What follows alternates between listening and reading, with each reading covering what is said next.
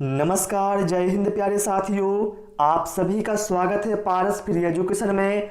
आज इस क्लास में हम बाल विकास एवं शिक्षा शास्त्र अर्थात चाइल्ड डेवलपमेंट एंड पेडागोजी के टॉप 16 क्वेश्चन पढ़ने वाले हैं जो आपके एग्जाम पैटर्न पर है, जहां से आपको एग्जाम में प्रश्न देखने को जरूर मिलेंगे। इसलिए आप सभी से रिक्वेस्ट है वीडियो कंप्लीट देखें और सारे प्रश्नों के आंसर जरूर कमेंट करें। यदि आप इन 16 में से 12 प्लस क्वेश्चनों के सही आंसर देते हैं तो आपकी तैयारी अच्छी तरह से चल रही है। तो चलिए भाई शुरू करते हैं इस प्यारे से वीडियो को। कहा गया है प्रश्न क्रमांक 1 में, किसी भी नई भाषा को सीखने के लिए कहां से प्रारंभ किया जाना चाहिए। ऑप्शन है अक्षरों व शब्दों के मध्य, साहचर्य से, वाक्यों के निर्माण से, शब्दों के निर्माण से, या फिर उपर्युक्त में से कोई नहीं।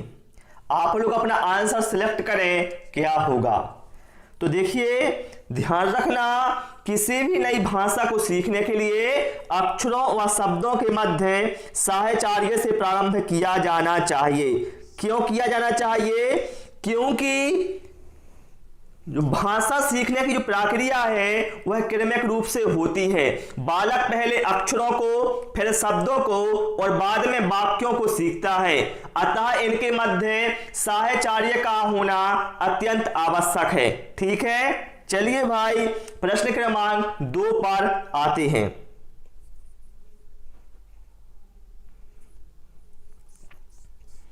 क्या कहा गया है यहां पर? समावेशीकरण की सफलता के लिए आवश्यक है। बताएंगे आप लोग करेक्ट आंसर यहां पर क्या होगा। ऑप्शन है क्षमता निर्माण का अभाव, अभिभावकों की भागीदारी का ना होना, अलगाव, या फिर संवेदनशीलता। तो यहां पर आप लोग ध्यान रखना, समावेशीकरण की सफलता के लिए आवश्यक होता है संवेदनशीलता। क्या होता है? संवेदनशीलता। समझ लो इसको। यह जो संवेदनशीलता है समाज, समुदाय, परिवार, विद्यालय, शिक्षक तथा अन्य समकक्षी स्तर तक होना चाहिए, ताकि जो विशिष्ट आवश्यकता वाले बच्चे हैं वो अपने आप को समाज के अन्य सदस्यों से अलग ना समझें। समझ गए आप लोग। चलिए भाई प्रश्न क्रमांक 3 पर आते हैं। और सभी से मेरी रिक्वेस्ट है वीडियो पसंद आए तो वीडियो को लाइक शेयर करें और चैनल को सब्सक्राइब भी अवश्य करें। यहां पर कहा गया है निम्न में से कौन सा संवेग का तत्व नहीं है? व्यवहारात्मक, दैहिक, संज्ञानात्मक, या फिर संवेदी। तो यहां पर एक बात ध्यान रखना, संवेग उत्पन्न होने पर प्राणी में 2 स्तर पर परिवर्तन दिखाई देते हैं। पहला शारीरिक स्तर पर और दूसरा मानसिक स्तर पर। ठीक है, तो देखिए व्यवहारात्मक, संज्ञानात्मक और दैहिक इस शारीरिक और मानसिक स्तर के अंतर्गत आ जाएंगे। लेकिन जो संवेदी है यह संवेग का तत्व नहीं होगा। क्यों नहीं होगा? क्योंकि संवेदी क्रियाओं पर संवेग का कोई भी प्रभाव प्रत्यक्ष रूप से नहीं पड़ता है। ओके, चलिए प्रश्न क्रमांक 4 पर आते हैं। और यदि आपको टाइम कम पड़ता है किसी भी क्वेश्चन का आंसर देने में, आप वीडियो को पुश करके आंसर सोच सकते हैं क्या होगा।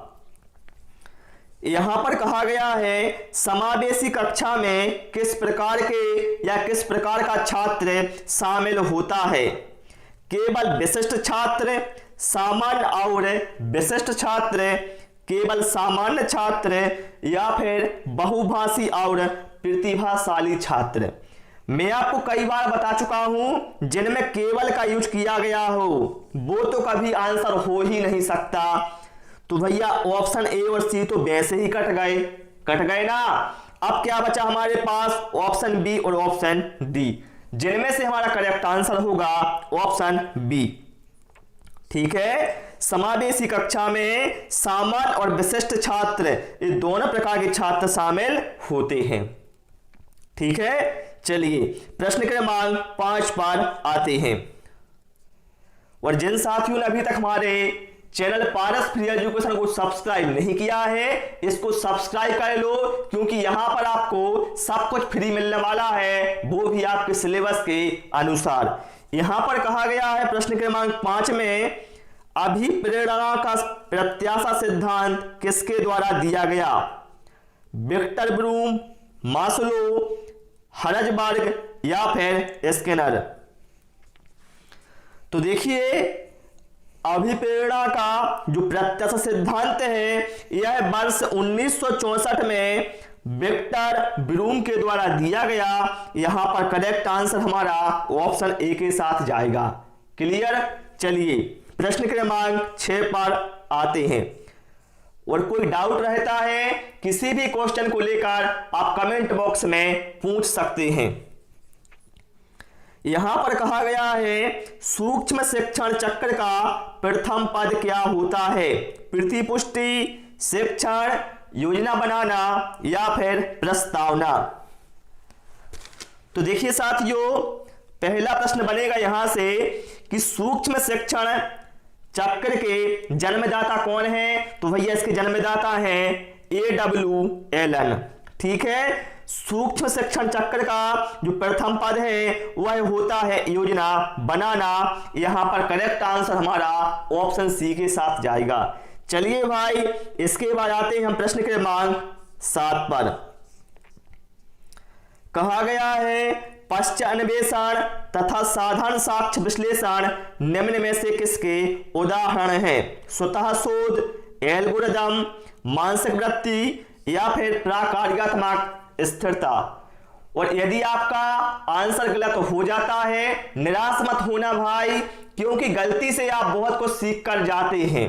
ओके, देखिए यहां पर आप एक बात समझ लें, जो स्वतः शोध विधि है इसमें व्यक्ति समस्या का समाधान करने के लिए सभी विकल्पों को नहीं ढूंढता है, बल्कि क्या करता है, सिर्फ उन्हीं विकल्पों को चयन करता है जो समस्या समाधान करने की में शामिल है। ठीक है, अर्थात यहां पर जो पश्चात अन्वेषण और साधारण साक्ष्य विश्लेषण है, इस स्वतः शोध की दो प्रमुख विधियां हैं। ठीक है, इसलिए यहां पर हमारा करेक्ट आंसर ऑप्शन ए के साथ जाएगा। ओके, चलिए भाई प्रश्न क्रमांक 8 पर आते हैं। कहा गया है, क्रिया प्रसूत अनुबंधन का दूसरा नाम क्या है? बताएंगे आप लोग, क्रिया प्रसूत अनुबंधन का दूसरा नाम क्या है? समीपस्थ अनुबंधन, नैमित्तिक अनुबंधन, प्राचीन अनुबंधन या फिर चिन्ह अनुबंधन। तो भैया क्रिया प्रसूत अनुबंधन का दूसरा नाम है नैमित्तिक अनुबंधन। यहां पर करेक्ट आंसर हमारा ऑप्शन बी के साथ जाएगा। आप लोग हमें कमेंट करके बताएंगे कि क्रिया प्रसूत अनुबंधन का सिद्धांत किसने दिया था और किस पर प्रयोग किया था। कमेंट बॉक्स में आप लोग जरूर बताएं। चलिए प्रश्न क्रमांक 9 पर आते हैं। यहां पर कहा गया है, निम्न में से सामाजिक मूल्य कौन सा है? प्रश्न ध्यान से पढ़ा करो, फिर आंसर आप लोग दिया करो। सामाजिक मूल्य की यहां पर बात की गई है। बहुत सारे साथी मैंने देखा है, उनको आंसर पता होता है फिर भी वो गलत कर जाते हैं। क्यों? क्योंकि उन्होंने प्रश्न को ध्यान से नहीं समझा है या फिर ध्यान से नहीं पढ़ा। तो सामाजिक मूल्य की यहां पर बात की गई है, तो ऑप्शन है सहायतापरक व्यवहार, प्राथमिक लक्ष्य, मूल प्रवृत्ति या फिर आक्रामकता की आवश्यकता। तो यहां पर जो हमारा सहायतापरक व्यवहार है ये सामाजिक मूल्य है। ठीक है, चलिए भाई इसके बाद प्रश्न क्रमांक 10 पर आते हैं। यहां पर कहा गया है, निम्न में से अधिगम में योगदान देने वाले मनोवैज्ञानिक कारकों में से कौन शामिल नहीं है? बताना है इनमें से कौन सा मनोवैज्ञानिक कारक अधिगम में योगदान में शामिल नहीं है। अधिगम की इच्छा, इसके बाद क्या है, प्रेरणा, रुचि और विषय वस्तु का स्वरूप। देखिए यहां पर प्रश्न ध्यान से सब पढ़ो आप लोग। यहां पर लिखा है मनोवैज्ञानिक कारक। तो देखिए मनोवैज्ञानिक कारक क्या है? अधिगम की इच्छा, ये तो भैया अधिगम में योगदान देने वाले मनोवैज्ञानिक कारक में शामिल होगा। रुचि भी शामिल होगी और प्रेरणा भी शामिल है मनोवैज्ञानिक कारकों में, लेकिन विषय वस्तु का स्वरूप है ये मनोवैज्ञानिक कारकों में शामिल नहीं होगा, इसलिए यहां पर हमारा करेक्ट आंसर ऑप्शन डी के साथ जाएगा। ठीक है, चलिए प्रश्न क्रमांक 11 पर आते हैं। निम्न में से कौन सी बाद की बाल अवस्था के बौद्धिक विकास की विशेषता नहीं है? प्रश्न ध्यान से समझना, बाद की बाल अवस्था की बात की गई है। ऑप्शन है भविष्य की योजना की सूझबूझ, विज्ञान की काल्पनिक कथाओं में अधिक रुचि, बढ़ती हुई तार्किक शक्ति या फिर काल्पनिक भयों का अंत। तो देखिए साथियों यहां पर क्या है, बाद की बाल अवस्था अर्थात किशोर अवस्था की यहां पर बात की गई है। तो भैया किशोर अवस्था की बौद्धिक विशेषता नहीं है कि भविष्य की योजना की सूझबूझ। क्यों नहीं है? क्योंकि किशोर अवस्था में बालक अपने भविष्य की योजनाओं के प्रति चिंतित रहता है, जिसके कारण वह तनाव में रहता है। तो भैया भविष्य की योजना की सूझबूझ की यहां पर बात हो ही नहीं सकती। तो यहां पर करेक्ट आंसर हमारा ऑप्शन ए के साथ जाएगा। ठीक है, चलिए प्रश्न क्रमांक 12 पर आते हैं।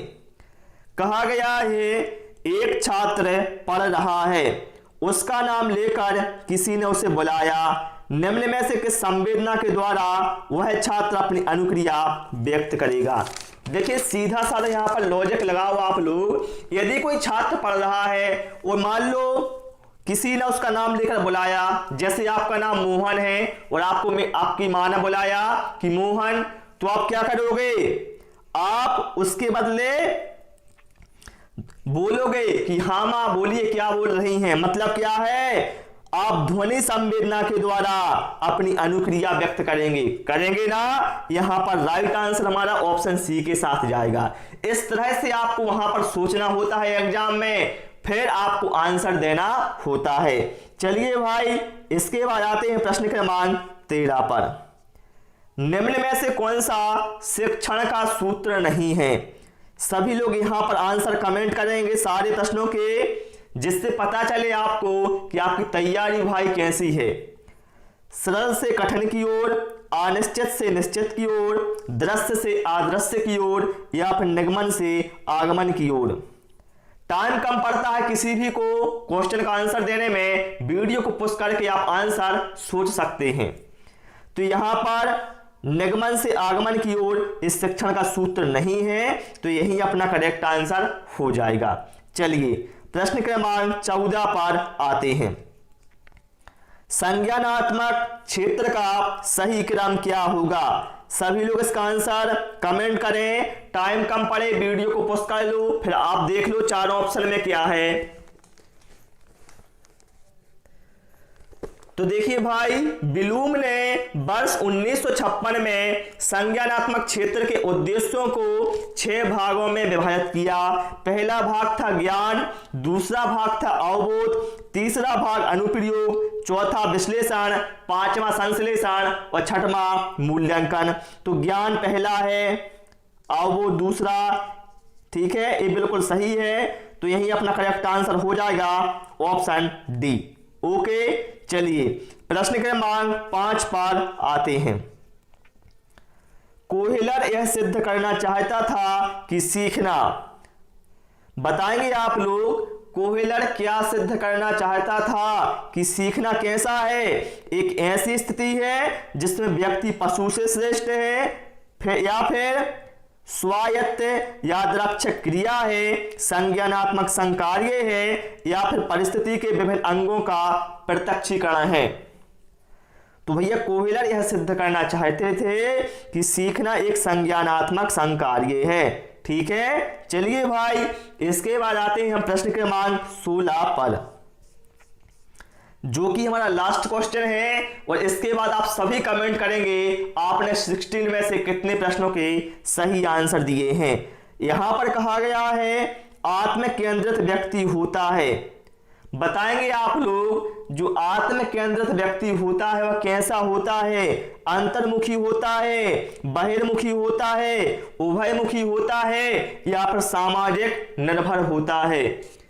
तो यहां पर आप लोग ध्यान रखना, जो अंतर्मुखी व्यक्ति है, ठीक है, इसका एक महत्वपूर्ण गुण होता है आत्म केंद्रित। क्या होता है? अंतर्मुखी व्यक्ति का गुण होता है महत्वपूर्ण आत्म केंद्रित, ठीक है।